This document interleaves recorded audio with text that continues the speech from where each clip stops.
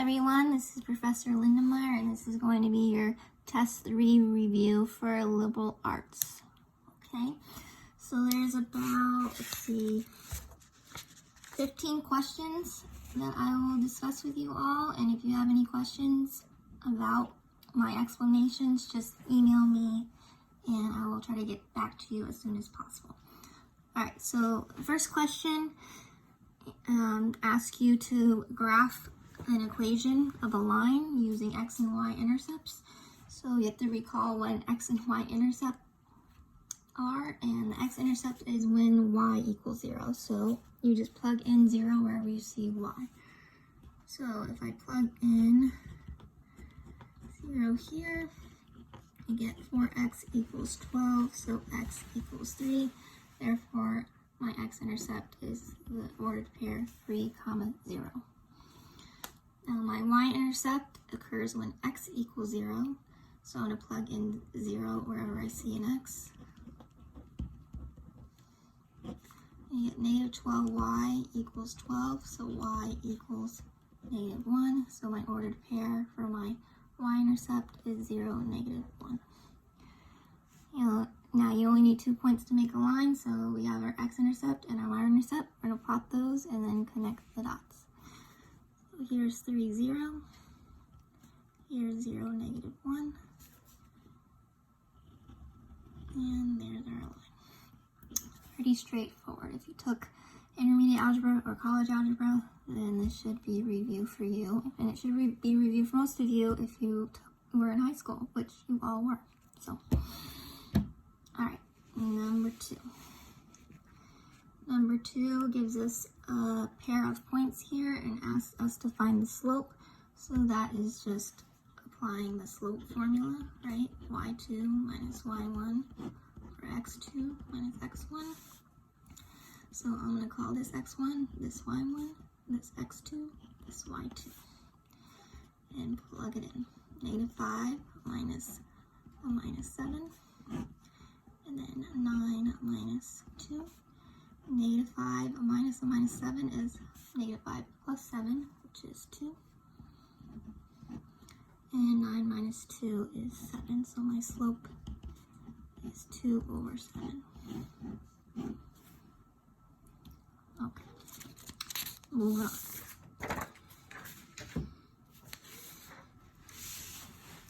So question 3 asks you to graph the equation using the slope and y-intercept. So we need to convert this equation to slope-intercept form. So you should know that that is y equals mx plus b. So that means I need to get y to one side and everything else to the other side. So I'm going to subtract 2x. So negative 3y equals negative 2x minus 3. And then I need to get y by itself, so I'm going to divide by negative 3 everywhere. So get y equals 2 negatives being divided is a positive. And then plus 1 there. Negative 3 divided by negative 3 is a positive 1. So I know my y-intercept is 1, because that's what b means, y-intercept. And my slope, m, is going to be 2/3. So this is m, this is b. So you start with your y-intercept. So there's 1 on the y-axis, and then you're going to go up 2 over 3. So that's about there. And that is your graph. And you know you did it right because it's increasing from left to right, which it should be because your slope is positive. If your slope is negative, it would be decreasing from left to right. But since it's positive, it's increasing left to right. Okay, number 4. So we have a word problem here. So if Marco hired a plumber for 3 hours, the total cost would be $180. If he hired the same plumber for 10 hours, the total cost would be $530. Assume a linear relationship between the cost y in dollars and the number of hours worked, x. So we're told that hours is going to be in terms of x, and cost is going to be y. So I can call this x1, this y1 for this first job that he did, and then for a different job he took 10 hours, so that's x2, and it cost Marco $530, y2. Okay, so now we have essentially two ordered pairs, 3, 180, 10, 530. So if we have two ordered pairs and we know there's a linear relationship between x and y, we can find the slope between them. So we're going to adopt the slope formula here, y2 minus y1. So I'm just call this x1, y1, x2, y2, right? So 530 minus 180 over 10 minus 3. If you do the math, 530 minus 180 is 350. 10 minus 3 is 7. 350 divided by 7 is 50. So my slope of this equation, which is our objective, find an equation in slope-intercept form that models the scenario here. We know our slope is 50. So we have a slope. We have one of these points. So the easiest route to go is point slope formula, which is given by this equation, y minus y1 equals m times x minus x1. We know our slope is 50, and x1 and y1 is our two coordinates for a specific ordered pair, so you can choose either one of these. I'm just going to go with the first one.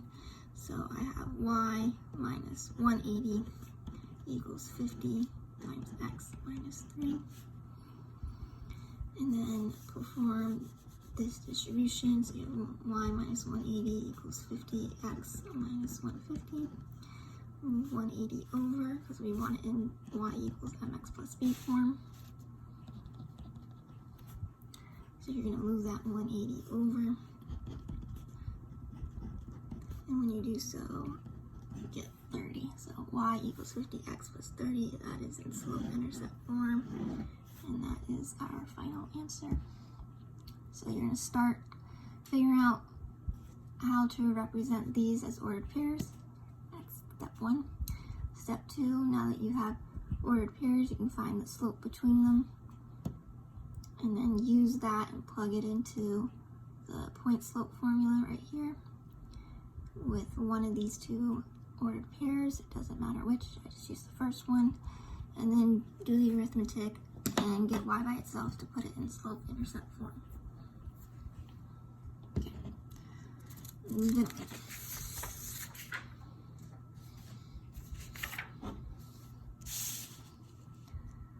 Alright, number 5 is another word problem. So an economist predicts that the buying power of $1 X years from now will decrease according to this formula. How much will today's dollar be worth in 2 years? So round your answer to the nearest cent. So we know that X represents years from now, so we want to know what's the dollar value going to be 2 years from now. So we'll just plug to wherever you see X. And if you plug that into your calculator, you'll get something more than 2 decimal places, but we want 2 decimal places because that's our instructions are to the nearest cent. So if you round to that, it would be 41 cents. So that's simple, it's just plug and chug. Alright, so that covers the chapter 6 material.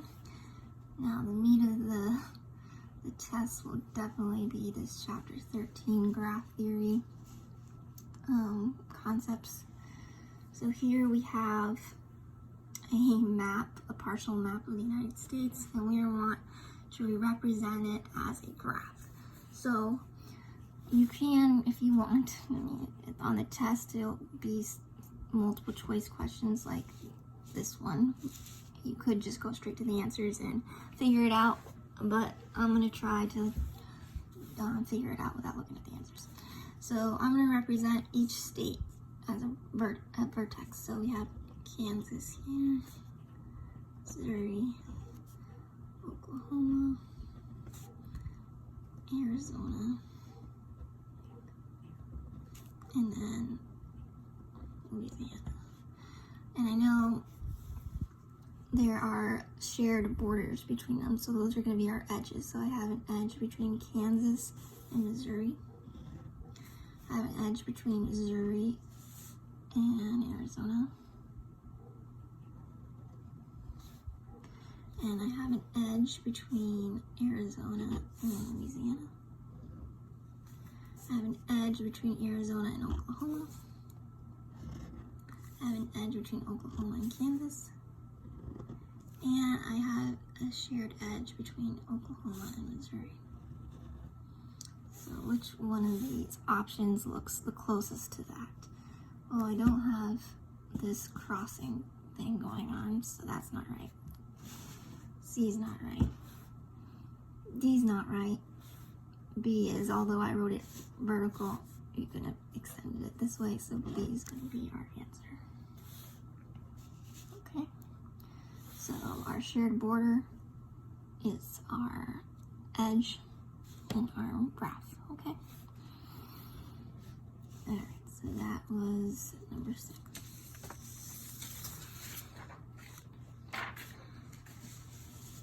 Alright, so number 7, I'm given another graph and asked to identify any bridges. So you just have to recall the terminology. What is a bridge?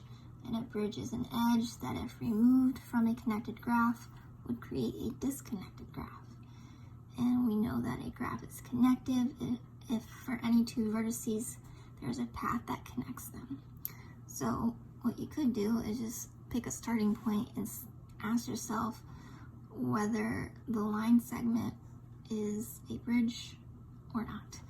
So here, A to E, there's no other way to connect A to E, so this is definitely a bridge. If I remove E to B, can I still get to B? Yes, I can go this route. So this is not a bridge. Same thing with this one. I can still get to F, but if I remove this E to F segment by going this route. So none of these two are bridges. Same thing with this. I can get to F by going this way. So this is not a bridge. B to C, is there any other way to get to C if I remove this edge? No, so this definitely is a bridge. And you can continue on this process and you'll recognize that neither of these edges are bridges, and these are the only two bridges. So AE and BC edges are bridges. So again, a bridge is an edge that, if removed from a connected graph, would create a disconnected graph. So look at each edge individually.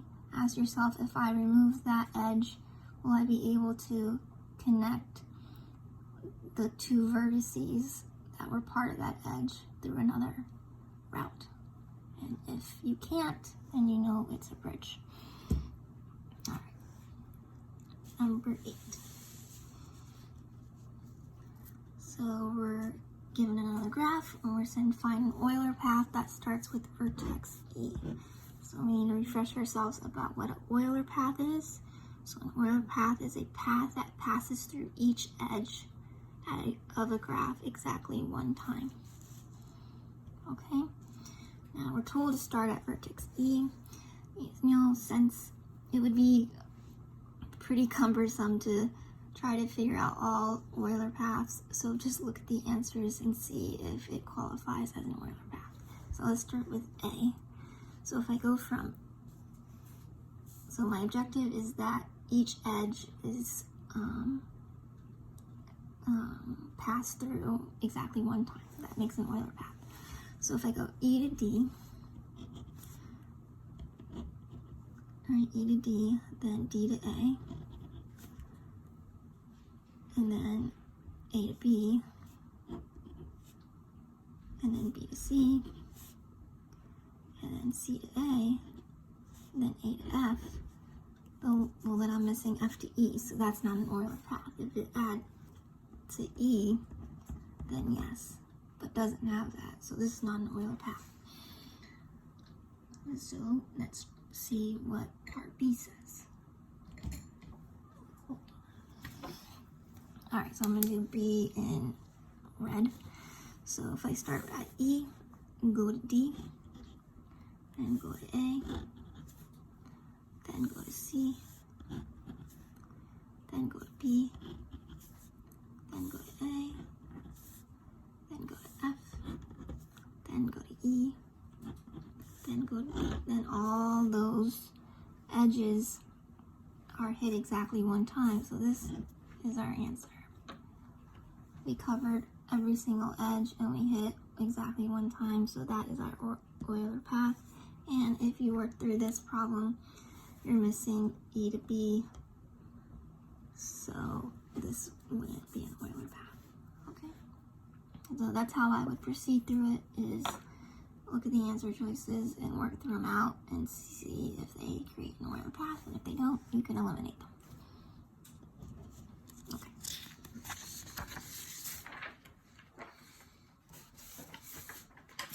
Number 9. So here we're asked to find an Euler circuit that begins and ends with vertex B.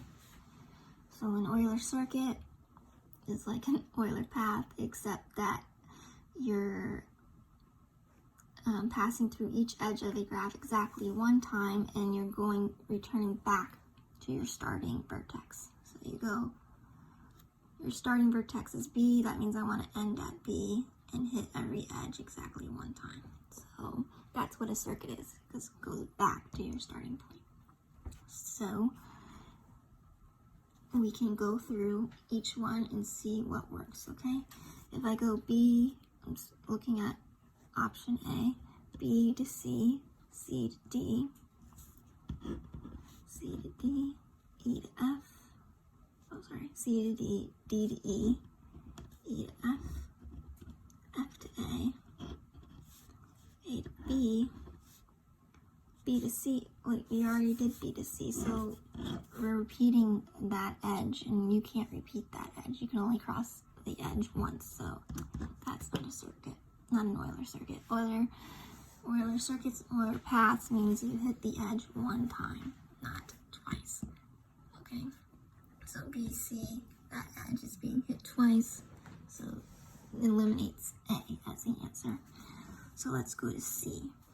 If I do B to C, C to D, D to E, E to F, F to A to B, B to D, good, we didn't want to go back there again, B to D, D to F, so that's this guy, and then F to B. So yeah, you notice all my red is matching up with all my edges, so we didn't leave any edges out, we didn't repeat edges, so and we're going back to our starting point at vertex B, start there, finish there. So C is our Euler circuit. And if you'd worked out D, you notice that there are edges that are missing, so we need to hit every single edge exactly one time. So if there's edges missing in the circuit, then we don't have an Euler circuit, okay?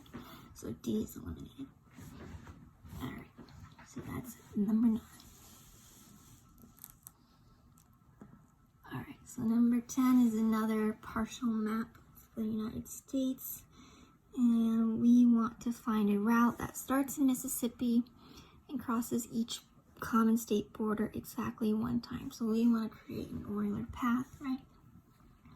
So I'm just going to model this through a diagram. So here we have Tennessee. And Tennessee shares a border with Alabama, Mississippi, and Georgia. And Georgia and Mississippi share a border. And Alabama and Mississippi share a border. So here we have that. So let's check through each answer choice and see whether we have an Euler path going on. It doesn't say find an Euler path, but we know that's what they want because it says starts at Mississippi and crosses each common state border exactly one time. So we want to start here. It doesn't say we have to end there. If it stated we have to end there, then we know we have a circuit, Euler circuit. All right, so we're going to start at Mississippi, go to Tennessee, then go to Georgia. All right, start at Mississippi, go to Tennessee, then go to Georgia, then back to Mississippi, then back to Tennessee. Oh, no, can't have that. That means we're repeating an edge, and we only cross an edge one time. So this does not work. I'm just going to go down to D because it's just conveniently right here. So if we go through D's order, we have start at Mississippi, and go to Alabama, go to Tennessee, then go to Georgia, then back to Mississippi, and back to Tennessee. Yep, every edge is hit exactly once, and this is our answer, D. Okay, and see if you go through this, we're missing an edge. We're missing GA to Tennessee. So if you're missing an edge, then it's not an Euler path, right? All edges need to be counted once, and you can't repeat an edge, right? And the path doesn't mean you have to finish where you start, so that's for Euler circuit. All right, so that's number 10.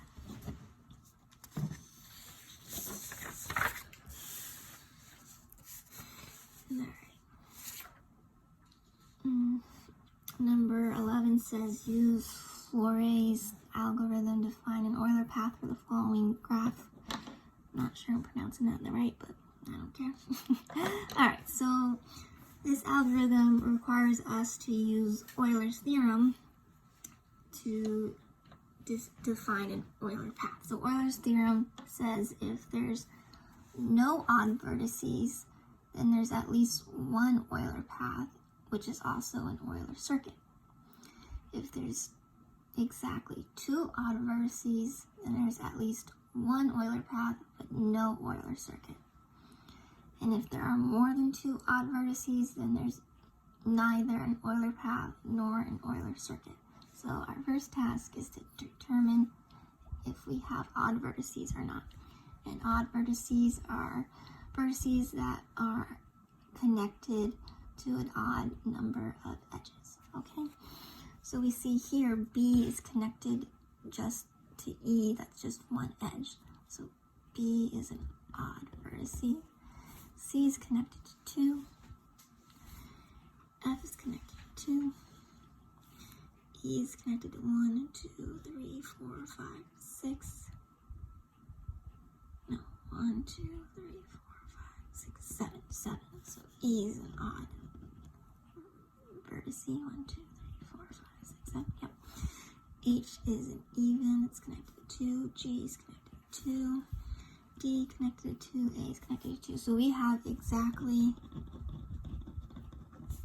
2 odd vertices. So that by Euler's theorem, then we have at least, we know we have an Euler path. So by Fleury's theorem and Euler's theorem, or Fleury's algorithm rather, if you have this scenario, then you must begin at one of the 2 odd vertices. Okay? So we're gonna, you can start at B or E. I'm gonna start at B. And then you're gonna go through and trace the edges that you use so that you know that you've counted it and you're not gonna repeat it. So we're gonna go from, the only route we can go from B is B to E, so that's gonna be my first edge. Then you can go anywhere. I'm just gonna go this way, 2. But when you make your decision about where to go, you can't really go anywhere.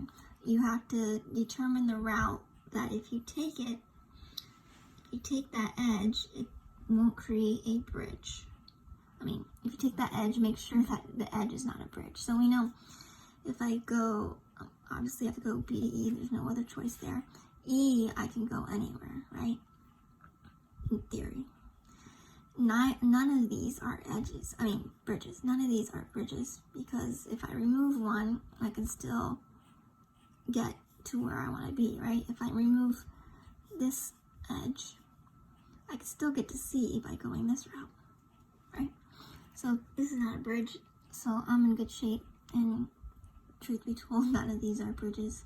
So any of these could work, but I'm just gonna go this way. And then I go here, because this is not a bridge. And I'm gonna go here. My whole objective is to get through each edge exactly once, right? I'm gonna go here, here, here, and we're good. We got through each edge exactly one time. So that is your pathway. Hold on one sec.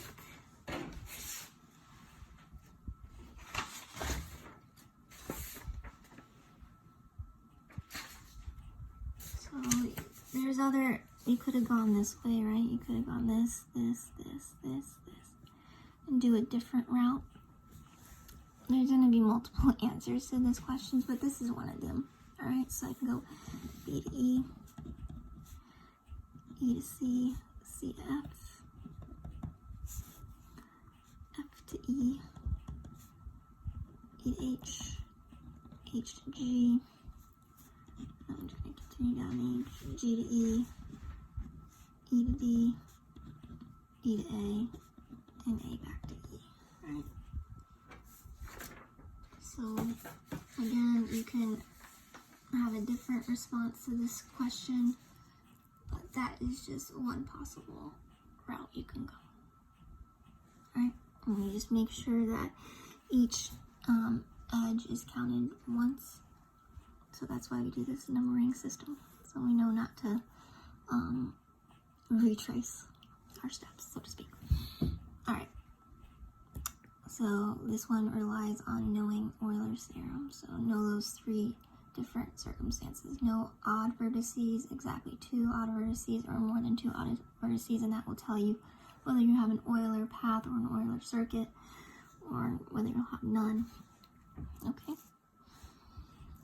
All right, moving to question 12. So now we want to know Hamilton circuits. So we're told to find 2 of them. So let's refresh on what a Hamilton circuit is. It's a path that begins and ends at the same vertex, right? That's what a circuit is. Begins and ends at the same vertex and passes through all vertices. So a Hamilton circuit has to pass through all vertices and end at the starting vertice, whereas a Euler circuit has to pass through all edges and end at the starting vertex, okay? So they're a little bit different, right? Hamilton, we want to pass through all vertices, and Euler, we want to pass through all edges. So let's just go through each option and see which one works, okay? So if I go A to B, so my objective here is to pass through all vertices, A to B, B to C, C to E, E to D, and yeah, that covers all of them, right? A, B, C, E, D, yep. So that one works. Does the second one work? Alright, A to B, B to C, C to D, and D to E. Yep, that works too, because you're hitting all your possible vertices. Oh, and then they're going back to A. Sorry, I was doing Hamilton paths. It goes back to A, and this one goes back to A too. So again, A to B, B to C, C to E, E to D, and then back to A, your starting point, and then the second one in red, A to B, B to C, C to D, D to E, and then back to A, your starting point. So you're hitting all your vertices exactly once. Okay, so A is our right answer. And you should see when you do the rest of them that they don't work, or they maybe pass over a vertice multiple times. So check those and confirm, but A is the right answer. Okay. Alright, so we're on our final page. And we're faced with a word problem, which I know you guys hate, but it is what it is. Alright, so we're going to diagram what's going on here too. So Mark Jacob lives in Tulsa, Oklahoma, and plans to attend graduate school to earn his PhD in chemistry. He wants to visit chemistry departments at schools in the following cities: Berkeley, California, Madison, Wisconsin, and Chicago. Sorry, I said Berkeley, California. That's one city. Madison, Wisconsin, another city, and Chicago, Illinois. The cost of the one-way flights between these four cities are as follows. Tulsa to Berkeley is $604, Tulsa to Madison is $510, Tulsa to Chicago $490, so on and so forth. What is the minimum cost Mark can pay to visit all the schools and return to Tulsa? So let's map out what is going on, and then we'll try to figure out what the minimum cost is. Alright, so I'm gonna say, so we have Tulsa to Berkeley is 604. So it's just, and then this is not spatially drawn accurately, I'm just creating a map, right? So Tulsa to Berkeley, this is gonna be $604. Tulsa to Madison is $510. Tulsa to Chicago, so I'll just put down here, Chicago, it's gonna be $490. Obviously, I'm not drawing to scale, right? And Berkeley to Madison, this was Madison, this is going to be $823. And Berkeley to Chicago, that's $699. And Chicago to Madison, that's $97. Alright, so that's roughly my sketch. Your sketch may be different. As long as you have the right connections and right edges, you should be fine. So, we want to know the minimum cost Mark can pay to visit all the schools and return to Tulsa. So he's starting at Tulsa, ending at Tulsa. He wants to hit all the schools in the most cost-effective way. So all the schools represent vertices. We want to start and end at Tulsa, so we want a Hamilton circuit, right? So Hamilton, the number of possible Hamilton circuits here is given by n minus 1 factorial. So n is your number of vertices. We have 1, 2, 3, 4 vertices. So 4 minus 1 factorial, that's 3 factorial. And 3 factorial is 3 times 2 times 1, which is 6 possible Hamilton circuits. So we need to look at all 6 possible Hamilton circuits and then tally how much money that would cost. Okay, so I'm just going to list all 6. Hopefully you identify all 6 the way I do, and it doesn't have to be in any particular order. So I have TM, CBT, TCBMT, TBMCT, right? We want to start and end at T. And we have TBCMT, TCMBT, and TMBCT. Alright, so that's 6, right? That is all the possible Hamilton circuits we have. And now I want to add up all the cost here.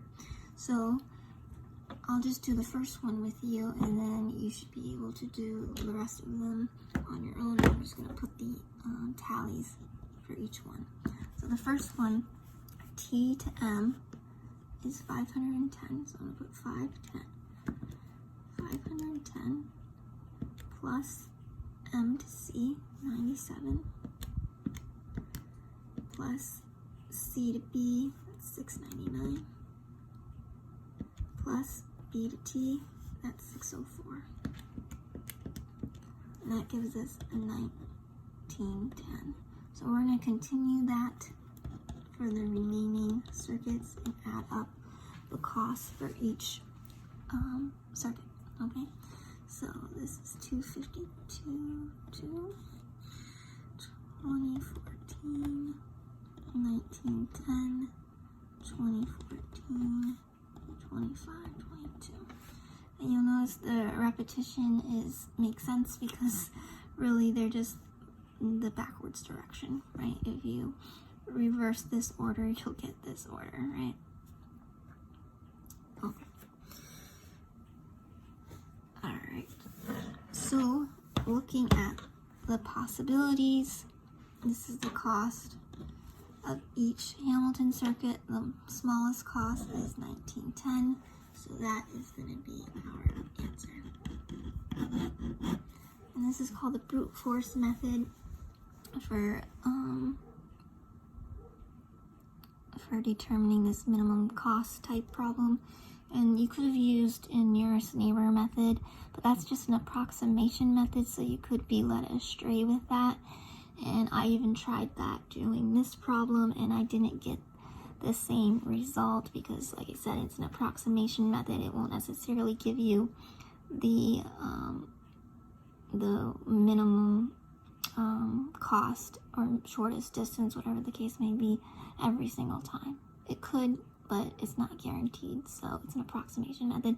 So your best approach is to do this brute force method, where you figure out all your possible Hamilton circuits and compute the cost for each and figure out which one's the smallest.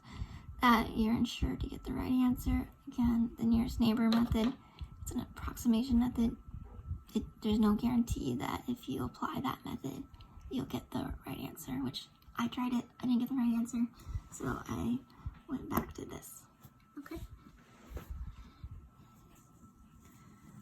Alright, number 14.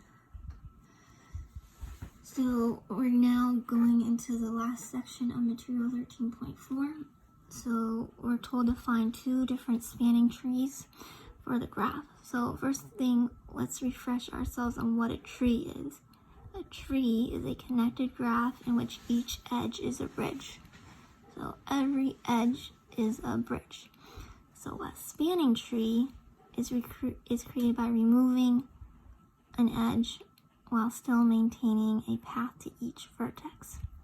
So if I remove this guy, do I still retain a path to each vertex? Yes. So this is a possible spanning tree. It's A, C, D, B. Can you see another edge, or bridge rather, that can be removed and still maintain a path to each vertex? Well, if I remove this guy, I have this A, C, so there's still a path to each vertex. And yeah, so those are two possibilities. There's also another one. You can remove this guy, and you have D, B, A, C. That's also another possibility. They're all still bridges, right? And there's a path connecting each vertices to each other, right? Okay. So those are your three possibilities. Only one was required. Well, only two of them are required to answer this question. But there's a total of three available, okay? Alright. Last question. So find the minimum cost spanning tree for the graph. So you're gonna apply Kruskal's algorithm. I don't know if I'm pronouncing that right. And that's gonna help you find the minimum cost spanning tree. So least expensive spanning tree. So what it tells you is you're gonna start at your lowest cost edge. So that's gonna be here, right? This is my lowest. Sorry. This is my lowest cost edge, right? Smallest number. Then you're going to select the next lowest cost edge that doesn't form a circuit with the previous edge. So the next lowest cost edge is not 65, but 45, right? And here, at this point, I can go here, here, here. But I'm going to go with the lowest cost one, so I'm going to go here, 50. And then I'm going to go to 40. That's my only option at that point. So this is my minimum cost spanning tree, right? All vertices are included. And we just removed all these other bridges from the equation. Or not equation, the tree. So that is our answer. You're going to start with your smallest edge, and then from there determine the next smallest edge without creating a circuit with the previous edge or that you traced. Okay, so that is your cost spanning tree for number 15.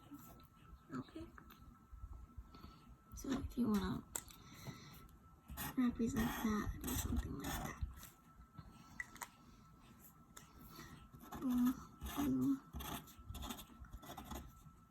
Alright, well, I hope this review was helpful, and I will talk to you guys soon. I'm going to send you an email about the test, and that's going to be on Wednesday. Alright, if you have any questions, just email me, and I will see you guys later. Alright, bye-bye.